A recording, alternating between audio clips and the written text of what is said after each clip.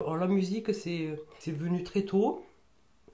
J'avais besoin, moi j'étais rebelle, jeune, j'étais rebelle, donc c'est-à-dire que je me rappelle, c'est dans ma chambre, voilà, dans ma chambre, moi j'écoutais, à 13 ans, j'avais un poster d'Alice Cooper.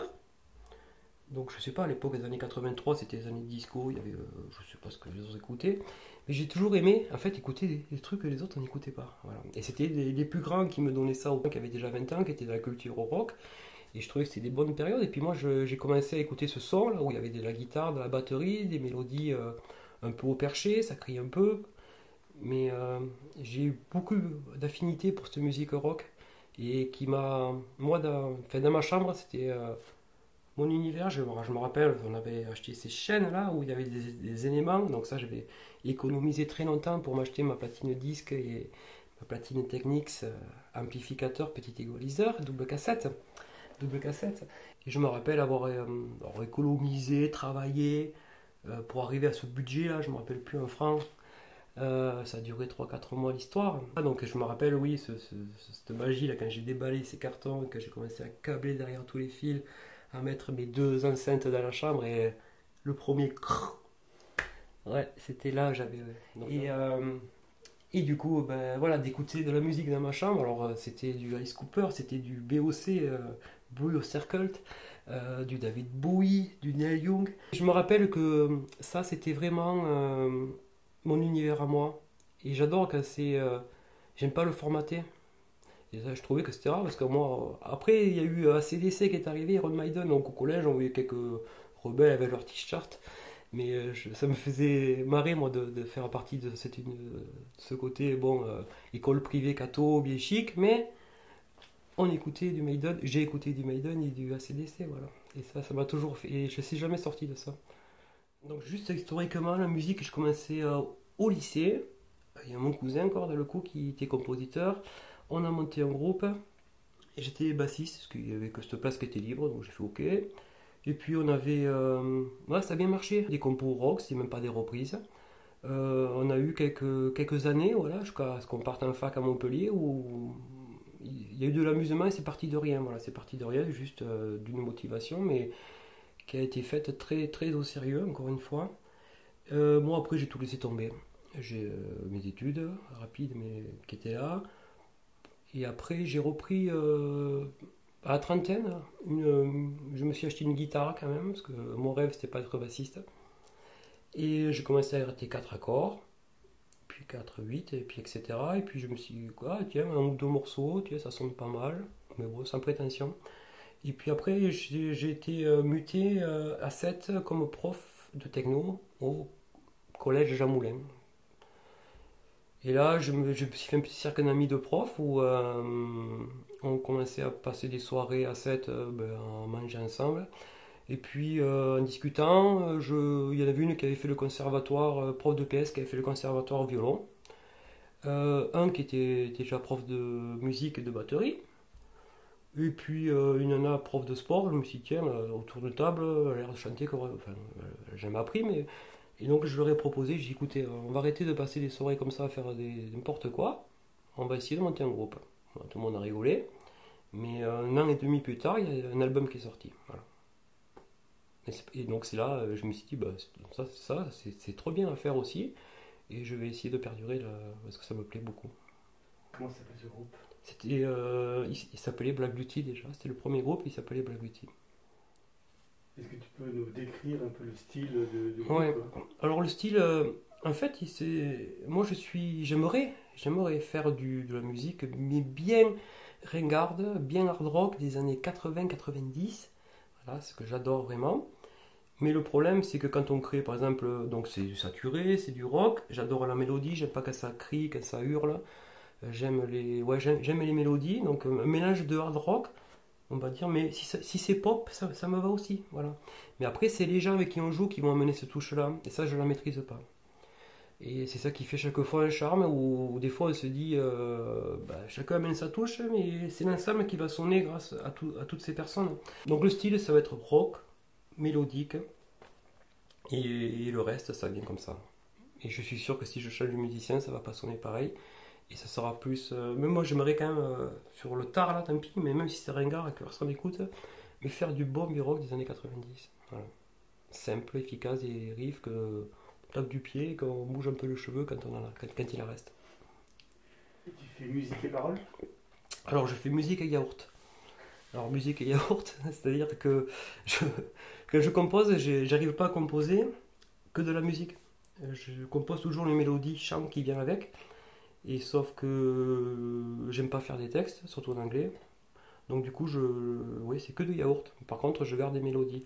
Alors suivant le chanteur du groupe, par exemple la chanteuse qui est restée Sandra avec nous pendant des années, ça l'arrangeait très bien parce qu'elle me dit moi, chanter ça me va, composer des mélodies ou créer des paroles ça me va, mais composer ça me va pas. Donc moi je dis très bien parce que moi on était complètement complémentaires là-dessus. J'aimerais le savoir faire que de la musique en fait. Et de dire voilà, maintenant à toi de créer la mélodie, les paroles. Et je me suis rendu compte que ce travail-là, de toute façon, je ne suis que le moteur. C'est-à-dire que j'adore me servir, je suis très feignant, j'adore me servir des autres pour ça, parce que quand il y a du potentiel, j'arrive à peut-être à faire le lien entre tous ces éléments et je vois, ça s'explique pas, mais la musique, c'est voilà, c'est des individualités, du talent, de la personnalité. On peut prendre chacun individuellement, il n'y a aucun souci. Quand on met ensemble, soit il se passe un truc, soit il y a une osmose qui se dégage, une cohérence, je dirais. Soit il se dégage, on ne comprend pas, mais quelque chose qui ne fonctionne pas. Et impossible de pointer où c'est. Et c'est le résultat final, l'écoute finale, qui moi me dit, là, ok, là c'est bon, ça me parle, c'est ce que j'ai envie de faire. Ou je pige pas, mais ça fonctionne pas. Ça fonctionne pas musicalement. Et ça, c'est inexplicable. Voilà. Alors je pense que beaucoup de groupes doivent connaître ça. Mais je pense que quand on joue avec quelqu'un et qui ça colle humainement et que ça sonne ensemble, restez ensemble. Parce que c'est rare en fait. C'est rare d'être complice pour ça. Et d'avoir les mêmes aussi aspirations, les mêmes goûts. Parce que les goûts, il y a tellement de genres musicaux qu'avant de trouver quelqu'un avec qui on sait que ça va fonctionner dans le même style, sans faire de concessions, parce que je trouve la musique c'est chiant de faire des concessions. Et puis moi, je fais pas de concessions, je fais pas de reprises, tout le monde en fait très bien, j'en fais pas, ça m'intéresse pas. Je veux vraiment faire de la composition, il n'y a que ça qui m'intéresse. Et pour ça, il faut trouver des gens avec qui ça vibre pareil. J'ai commencé la musique comme ça, m'enfermer avec un magnéto et je me rappelle avoir passé 100 heures sur un morceau. Franchement, les 100 heures c'était que du bonheur et moi-même. Une fois que j'ai fini mon produit sur ma cassette, là, à la fin, écouté une fois, deux fois, fait écouter à deux camarades dans une voiture, puis je me suis dit, waouh, c'est mort, c'est fini, c'est mort. Le projet, il ne se passe plus rien.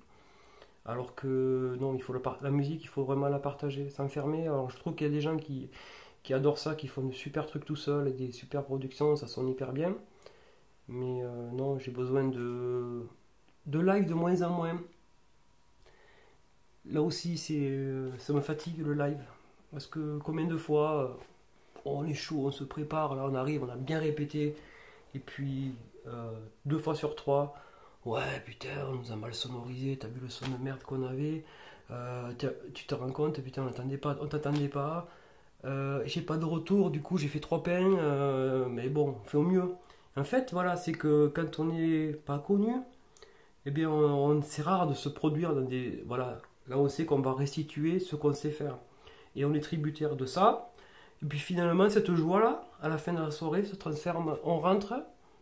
Après avoir passé tant d'heures avec le matériel, je ne parle même pas d'argent parce qu'on est à moitié payé ou pas du tout. Mais au moins de rentrer avec la banane en disant wow, c'était beau, les gens ont apprécié. Et non, se dire ben non, t'as vu, ce sont été beau. Enfin voilà, en fait, de rentrer d'une passion comme ça et rentrer déçu. Et je pense que ça parlera d'autres, ça. Mais et bon, après on oublie parce qu'on se dit non, non, la prochaine fois ça sera mieux. Mais non, 2 fois sur 3.